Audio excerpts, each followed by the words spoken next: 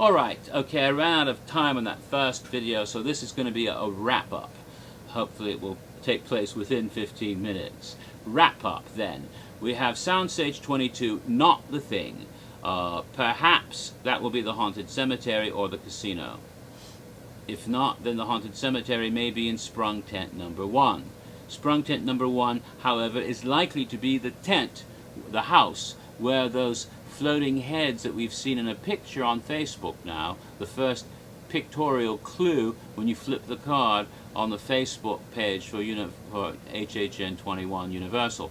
There's a place you can click where it says HHN 21, you're taken to this where it has videos, pictures, and hints. The videos and pictures are all of past year's events, not this year. But the hints, it shows a tray full of cards, and to date, one card in particular, can be flipped over, and there's a picture of demon heads floating in space. Now, some bright people have enhanced the picture, made it lighter, so you can actually see that these heads, these horrifying heads, are hanging by threads in a room. Okay, so what it is likely then a house where we're going to have black light, and they're painted so that they glow in the dark in this black light. So you go into this room and the heads will seem to be floating, these demonic heads floating around you. I'm sure there'll be a character in the room. Perhaps, if they're clever, they might have the person all wearing black so you can't see their body, but only the head, which will be brightly colored like a demon head floating in the room, and you're thinking, aha, this is another floating prop, but it's really a character. It comes out, ah, maybe opens up and bright colored body, ah, something like that might be a very clever trick, especially if you're in a room where you have the strobe light, black light effect, the way they had Dead Exposure in Sprung Tent 2 back in 2008. That's a very clever idea, and possibly what's going to happen in that house, if that is the house. And we think it might be that house simply because there is already a character called Floating Head, which would be a good code word name for someone in that sort of a scene. So that might be what is in Sprung Tent 1. At least one room in that house. There's a rune room in the house. It may be all about demons and hell or something. Some people have thought Dante's Inferno might be in that house. It could be. Who knows? We don't know yet. That again might be the answer to that mystery. If so, then Sprung Tent 2 could be a casino and Soundstage 22 could be a haunted cemetery, or vice versa.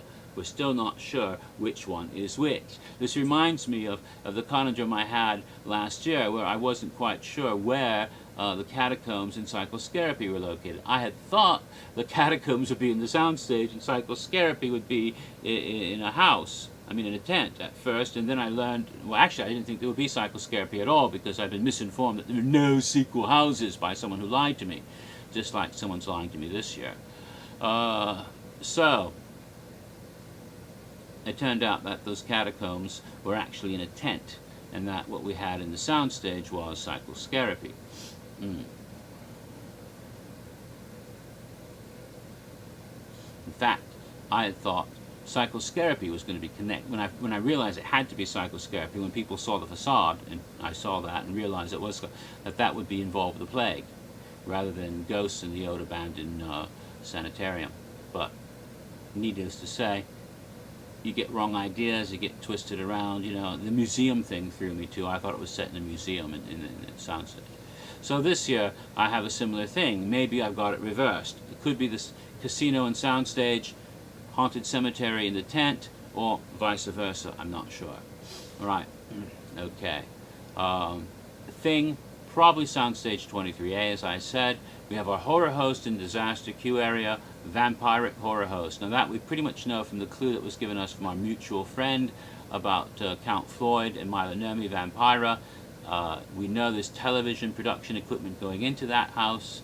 We've seen it. The stuff they used back in Legendary Truth last year, Wyandotte Estate, that was for the Spirit Seekers reality show. They've taken that production television equipment and put it in that house. So we know that house is likely to have a horror host. Recent clues from the video game. Of course, we have the game now. Yesterday we had a big update on the website. Now there's an interactive game we can play. There are two different games that you can go through. One of the games has television sets. First, you have a telephone. Now, when you go on the telephone, there are two lines, line 1 and line 2. I'm sorry, line 1 and line 10. Line 1 connects to a taxidermy shop. Now that's rather intriguing. There may be a taxidermy shop featured in one of the houses this year. That doesn't fit any of our current theories. So what does that mean? Who knows? It could even have to do with a scare zone. I have no idea. But then it might be just a red herring, because when you try to call that number, you lose. The only winning number is line 10, the television station.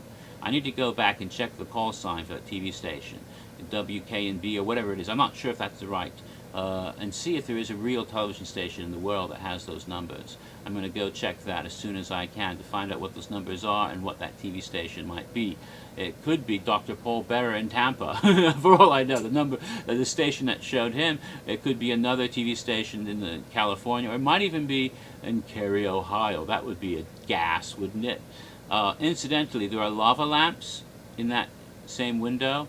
Red ones, mind you, not blue ones. It's not the blue light. Even though I had posted on my Tumblr blue light lava lamps as a joke a while back, I didn't realize lava lamps would appear on the site. It made me laugh when I saw them. But that would set it all in the 1970s. In fact, there's a television ad for color television sets in the corner of that, if you look carefully. That's an actual ad from the 1970s. This is a 1970s era TV shop. There are color television sets. You can tell by the test patterns that show up. The bad ones that say technical difficulty show a color test pattern. The other ones that work have television, have black and white images of a movie. Of course, it's an old black and white movie. So it's a color set showing an old black and white movie. That's why it's in black and white. And we haven't identified what the movie is yet, but the horror movies, it seems to connect with the whole TV horror host idea. I'm pretty sure of that. The other game connects to the haunted cemetery. We have 3 tombstones. The one that works is Elizabeth Hawthorne. There's one in the middle that says Charles B. on it. A shout out to certain someone who is a big fan of Halloween Horror Nights? Probably so. The other one, Elizabeth Hawthorne, is an interesting name. Hawthorne was the name of one of the judges at the Salem witch trials. I know quite a bit about those trials because 3 of my ancestors were convicted by these judges, including John Proctor, who was convicted by John Hawthorne. This man, by the way, never recanted, even after the other judges admitted they were wrong. This one, to his death, insisted that those people he convicted and condemned for witchcraft were in league with Satan. For that reason, his descendant, Nathaniel Hawthorne, changed the way he spelled his name, because he felt ashamed of his ancestor. Now, that may have nothing to do with it, though, because Hawthorne is a plant with many interesting supernatural connotations. The hawthorn is a shrub that's all thorny, of course, naturally. It's a thorn shrub, a thorn bush. In ancient Rome, it was considered sacred to the goddess Flora, goddess of flowers and bounty, and it was considered to be good luck, a lucky plant, a good plant. Christians have connected the hawthorn shrub with the crown of thorns worn by our Lord and Savior at his crucifixion, and we don't really know what thorn it was, but traditionally the hawthorn is thought maybe to be the thorns on his brow.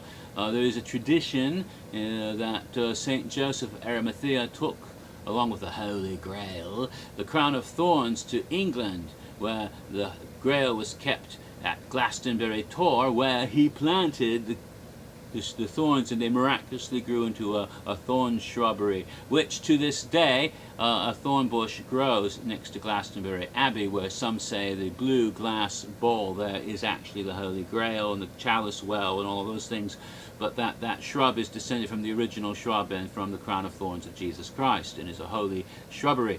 Now, in addition to that, and you thought shrubbery was just a joke in Monty Python and the Holy Grail. You didn't know there was a connection to shrubberies and the Holy Grail for real, did you? Yeah. Sorry. Getting back to the hawthorn shrub in Ireland, it is believed and it was believed by the Celts that the shrub is sacred to the good folk, the little people, the fairy folk. It is called the fairy bush to this day in Ireland, and it is considered very, very unlucky to uproot it or to cut it or to bring it into the house in any way, shape or form. It should be left alone because the little people look after it. And so it's a it's a shrubbery then that's been associated with both good and bad luck over the centuries. Now that's interesting then. May Elizabeth Hawthorne be the real name? And there is something called My Real Name on that website. We haven't figured that out yet, but there is, connected to those games. Is Elizabeth Hawthorne then the real name of Lady Luck? Every other icon has had a real name, whether it was Jack Schmidt, or Albert Cain, or Elsa Strict, or Paolo Ravinsky, or Julian Browning, or Mary Agana, or even Fear, whose real name is Adaru, Sumerian demon. We knew all this, so Lady Luck is bound to have a real name. Could it be Elizabeth Hawthorne? Lady Elizabeth Hawthorne, perhaps, because then she's already a lady, so Lady Luck may actually be a titled aristocrat. Maybe. Or perhaps not. Perhaps it's connected to the haunted cemetery house and not connected to Lady Luck at all. We don't know. We'll have to find out. Hopefully all will be revealed in the near future, but Hawthorne does have lucky connotations, and so perhaps that's why it was chosen by those clever bastards. Probably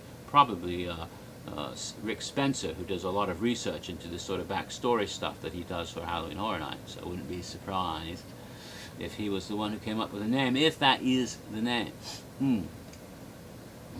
Getting on to that, when you pick the right tombstone, and it is Elizabeth Hawthorne's tombstone every time, the one on the far right that you click, you then go to 3 mausoleums, and you have to take out of 5 keys, 3 keys will open 3 of the doors, and it changes every time which keys and which doors they'll unlock, so it's all random and luck to win. You have to get 3 doors in order to win that part of the thing. The doors turn bright blue. It's a blue light. Blue light, cemetery.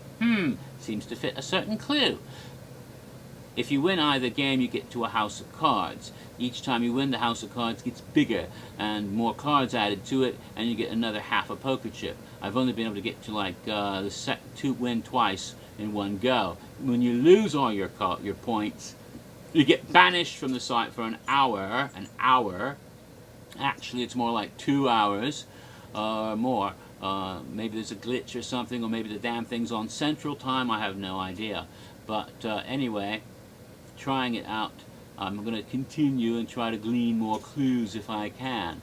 So then, Disaster Q House, TV station, vampire host, Jaws, probably Souls and Steam after all. World War I perhaps in the soundstage. Parade building, Spanish with ghostly ships that have been lost to Bermuda Triangle. Sprung tent 1 and 2. Maybe the casino, maybe the haunted cemetery, and the other one, floating demon heads. That's all we've got to go on right now. Scare Zone, still a big mystery. We've got a lot of new code word names for the Scare Zone in New York, or rather in Sting Alley. Some have suspected. One person said something about the character they played there was similar to the one they played last year. Last year they played a hag in the Coven. So are there hags there now? Are there witches in Sting Alley? We don't know. It may not be at all. The names there are rather interesting. The strange names like Happy and Angry and Francisco. Francisco, isn't that a parade building name? It wouldn't be the Happy, 7 Dwarfs? Smurfs? God only knows. Another location is New York. They give the locations of the 6 scare zones. We know that, right? We've got Sting Alley. We've got Lucy, which is going to be near the entrance to the park. We got Central Park. We've got Hollywood, and we've got Shrek Alley, and we've got the International Food Building, which is actually going to be between the Animal Actors stage and the Simpsons ride, that area. So we know where they're going to be. We know what some of the code word names for some of the characters in some of the zones. The brightly colored costumes in the Hollywood Boulevard, stilt walkers over by the Simpsons, and these strange names over in New York. New York is a separate location being given as well, but I know for a fact the Rat Lady and her attendants will be in New York. I think New York is a separate location for the Rat Lady and her attendants, not a 7th scare zone so far. I have no information to confirm that. The Chinese New Year's thing is based on something that is appearing in the park, which in the past years appearing in the park turned out to be clues for Halloween Horror Nights. It may be, it may not be. Other things appearing with the dragon also point to some other things we know will actually be there. So it has been guessed by some of us that Chinese New Year might be involved in a scare zone. But this may turn out to be a wild coincidence. Anyway, that's what I have to say now. It is now coming to 15 minutes. I've done a whole half hour of speculation. Till next time when I do Halloween Horror Nights 17 after all, finally. See ya!